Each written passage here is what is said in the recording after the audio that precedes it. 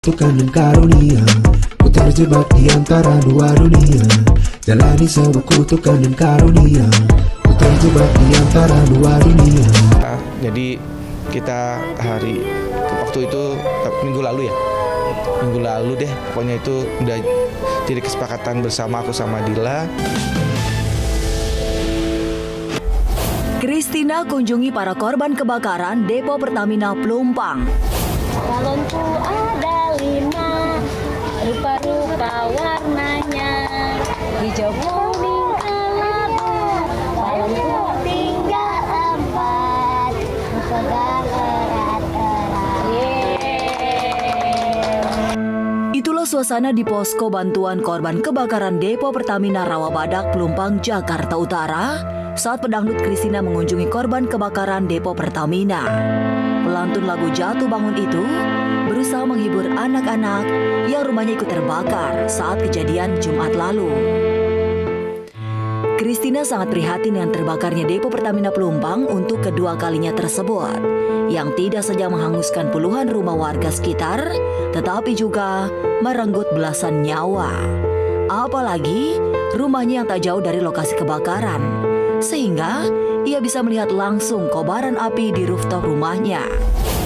Aduh, kita naik semua ke atas mau melihat kondisi apinya. Apinya tuh seperti apa bener apa enggak gitu kan. Tapi memang ledakannya itu kedengeran.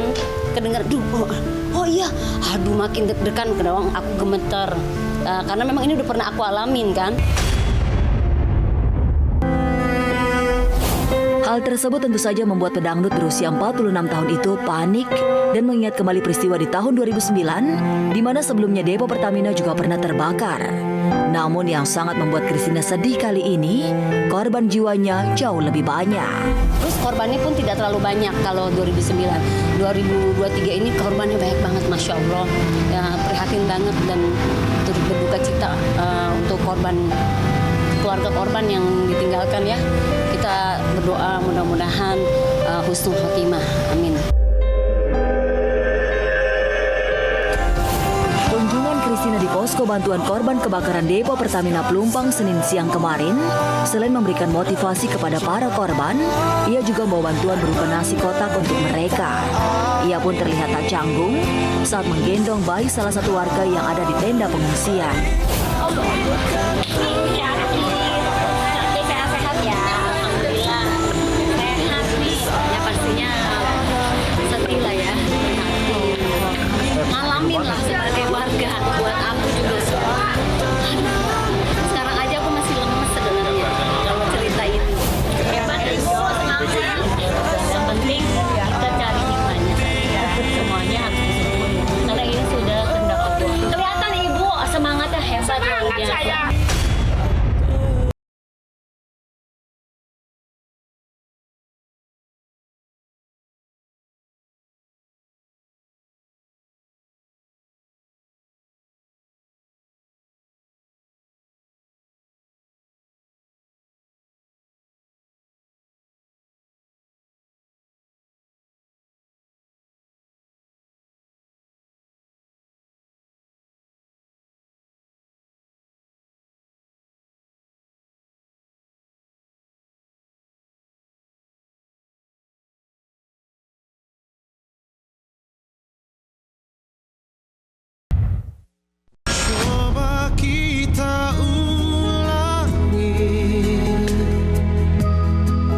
Foto Indra Bekti sedang berpelukan dengan istrinya Aldila Jelita yang diunggahin di Barens pada akun media sosialnya hari Minggu kemarin memantik perhatian warganet. Momen pertemuan Bekti dan Dila setelah sepekan terpisah itu oleh sejumlah pihak dinilai sebagai proses perdamaian dan diperkirakan akan rujuk. Iya pasti ya. Aku kalau dalam mimpi aku tuh kita rujuk yuk gitu terus bawaannya ketemu dia gitu, kangen anak-anak yang gitulah. Pokoknya kita pisah baik-baik aja gitu.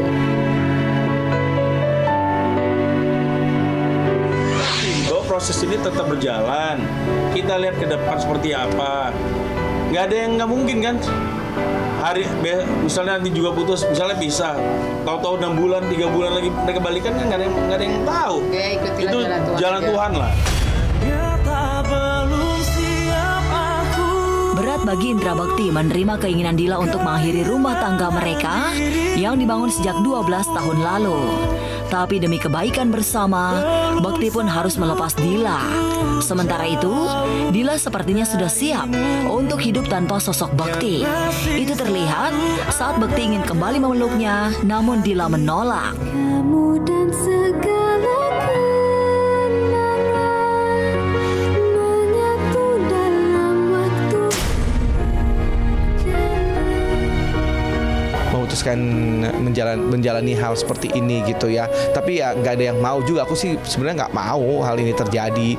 Cuman ini untuk kebaikan bersama daripada kita saling menyakiti ya.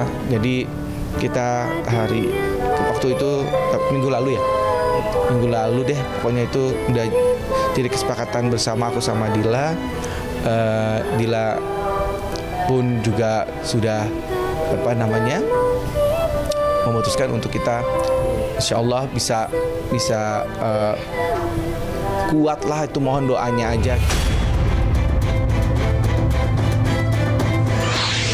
Semoga dengan ini aku nggak yang jadi stres, nggak jadi yang macem-macem lah pokoknya pikirannya. Mudah-mudahan ini menjadi jalan terbaik. Kita istilahnya ya nggak ada yang pengen sih untuk kejadian seperti ini gitu, nggak ada yang pengen.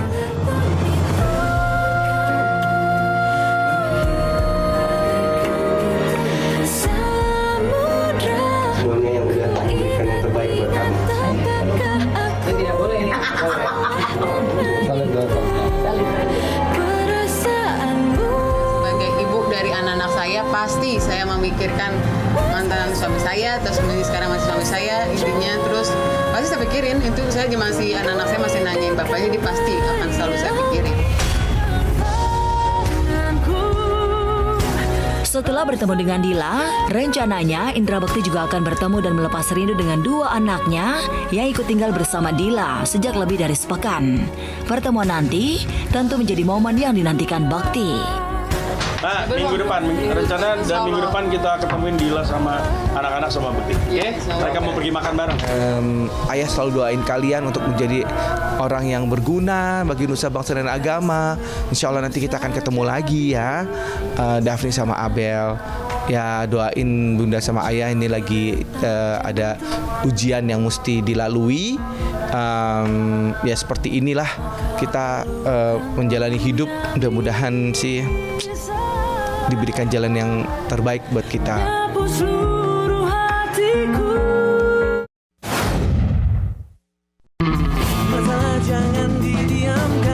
Komedian Bu Alpa geram mengetahui Sulastri, mantan sahabat yang kini jadi musuhnya, mulai berani tampil di depan awak media, memberikan penjelasan seputar laporan Bu Alpa ke polisi mengenai penipuan renovasi rumah. Komedian bernama asli Nina Carolina ini menyinggung kelakuan Sulastri yang lebih memilih berkeluar-keluar di media daripada menemui dirinya untuk menjelaskan biaya renovasi rumah Po Alpa. Nggak ada, nggak ngujung-ngujungin. Kalau ngubung-ngubungin terakhir itu dia nelpon ke laki gua, ke laki gua. Nomornya emang udah dipegang sama laki gua. Nah terus laki gua ngomong karena urusannya sama Bang Haji. Udah, terus dia WhatsApp lagi seperti apa ya, kayak minta nomornya Nina gitu. Terus nggak digubris sama laki gua. Udah, kalau emang ada niatan baik ke rumah aja lah, Neng.